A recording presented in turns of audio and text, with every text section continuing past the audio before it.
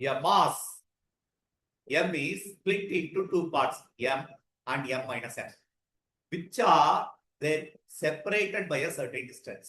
So, மொத்த mass M ரெண்டா பிரிச்சிட்டோம். ஒன்னு ஸ்மால் m, இன்னொன்னு அந்த டோட்டல் மாஸ் மைனஸ் m. அப்போ ஒரு மாச ரெண்டு பார்ட்டா பிரிச்சிட்டோம். M, M minus m. ரெண்டா உடைச்சாச்சு. Which of them are separate certain distance? Okay, ரெண்டு கிட்ட distance R. What ratio of small m by capital M maximize the gravitational forces between the two parts?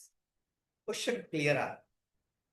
இந்த M எப்படி split பண்ணா எப்படி split பண்ணலாம் sir? இத M ஒரு part M/4 பிரிக்கலாம், 3M/4 மாத்தலாம். கரெக்டான ரெண்டு பார்ட்டா பிரிச்சுக்கோம்.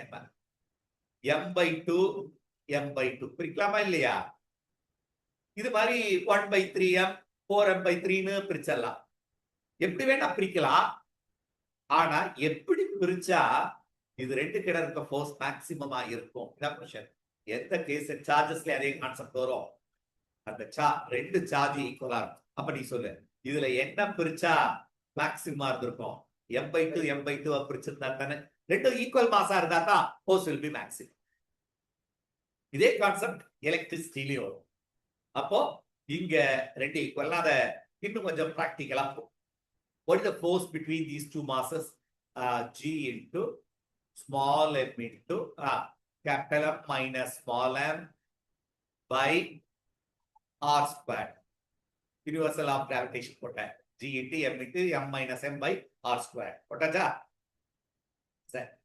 ஒரு ஃபோர்ஸ் மேக்ஸிமமா இருந்தா ஹீட் பாயிண்ட். ஒரு ஃபோர்ஸ் மேக்ஸிமமா இருந்தா அதை differentiate with respect to mass பண்ணேன்னா that value becomes 0. இதுல மாஸ் தான் வேரியபிள்.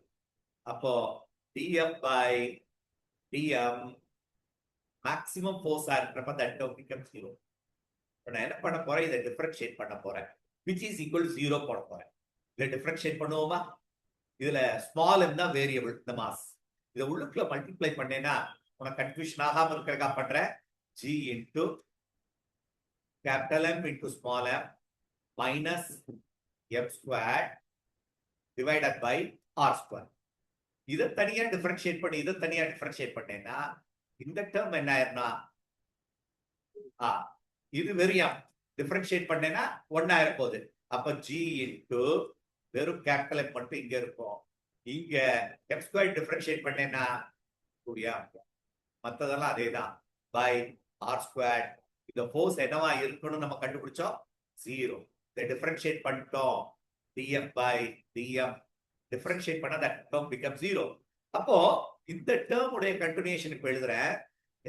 இந்த டேர்ம் 0னா கிராஸ் மல்டிப்ளை பண்ணா R ஸ்கொயர் மல்டிப்ளை பண்ணா 0 gr. அப்ப பேலன்ஸ் என்ன இருக்கும்? Capital M minus 2m should be equal to 0. That means m should be equal to 2m. அப்ப small m should be m/2. அப்ப நீயே சொல்லு, ஒன்னு m/2 ஆந்தா இன்னொன்னு m/2 ஆந்தானே இருந்திருக்க முடியும். அதான் கன்க்ளூஷன். ரெண்டு மாஸ் ஈக்குவலா இருந்தா the force will be maximum. Answer is m/2. 1/2 half. The part should be half and half should be. That should be the answer.